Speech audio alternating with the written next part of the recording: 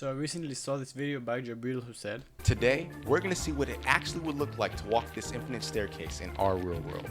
and it sounds cool, in theory, but I feel like the way that he does it isn't really the right way to do it. So I quickly opened a new Unity project, a bit less quickly found a model of 3D Infinity Stairs and imported it to Unity, and now it's time to work how to actually do the Infinity Stairs. I was thinking about portals with rendering all the surroundings so it would look like it's Infinity and it feels like so Infinity. I opened Bracket's tutorial and started working according to the steps, but after it felt like forever I realized Bracket uploaded everything to the Git page so I can just download all the portals. So I got the full project with the portals and the player controller, and as you can see everything works just fine. But when I moved the portal to the size and changed the orientation, everything stopped working. We have two main problems. The player controller works with the mouse position, so when I try to tell the player to look right, it will look right for a frame and then look back to the mouse position. That way I can't rotate it normally. To fix this, I simply remove the player controller, the head, and use a simple player controller with only the arrows and not the mouse. The second problem, that was a bigger one, the portal cameras are programmed to be in a 2D plane and not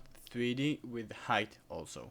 So when I move in the height when I'm walking on the stairs, everything just doesn't work and it looks messed up. For this one I was too lazy to fix it normally, so I decided to split it into two different categories. One, to actually see everything correctly with the first person, and to see the Infinity Stairs in third person. Third person was really easy, just put in the right orientation and jump the player from one point to another when he moves like a normal portal without looking at anything. The first person was a bit harder, but not that hard also. I just put a second obstacle of stairs that when you go around it's generated, and after you finish this you jump back down, so you feel like you're always moving around but you're always going up except when you teleport down, but you don't see it because you're on the stairs.